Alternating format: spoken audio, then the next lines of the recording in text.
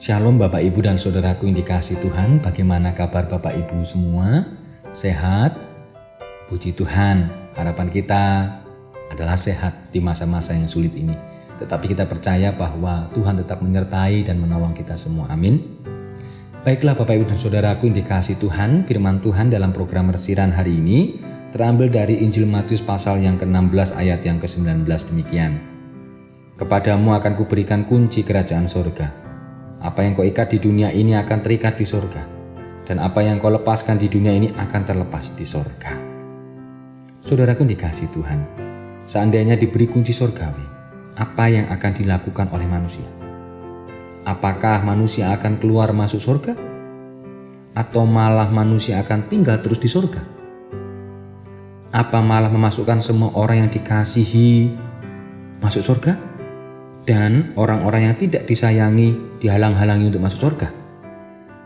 Ini adalah sikap yang harus diluruskan terlebih dahulu supaya ketika Tuhan Allah benar-benar memberi kunci kerajaan surga, keadaan surga tetap menjadi surga, tidak berubah menjadi seperti bumi yang semakin rusak.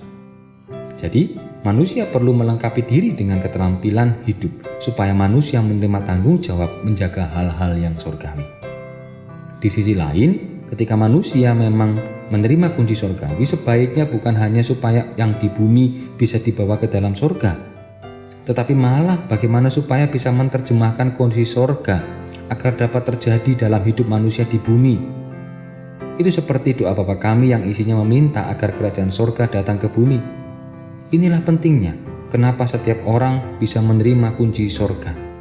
Bukan berarti agar kunci surga itu hanya untuk Petrus, tetapi supaya manusia mampu mengkondisikan hidup hingga menjadi pantas menerima kunci surga tersebut. Ini juga penting untuk dimengerti supaya para pengikut Kristus mampu memahami tanggung jawabnya. Kunci itu bukan hanya untuk diri sendiri, tetapi agar kerajaan Allah juga semakin luas, diterima oleh setiap manusia di muka bumi ini.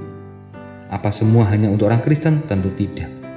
Tetapi semua manusia semoga bisa menjadi para pengikut Yesus dengan caranya masing-masing.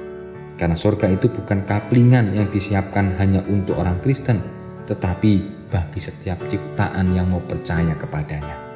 Marilah saudaraku, kita membangun dunia pemberian Tuhan saat ini, seperti Tuhan memberikan kita di surga.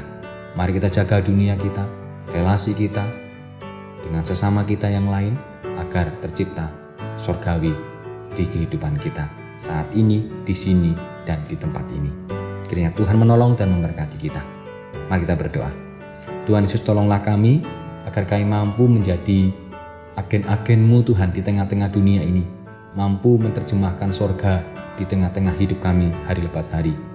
Terima kasih Tuhan, biarlah damai-Mu juga selalu ada, damai surgawi-Mu terjadi pada kehidupan kami.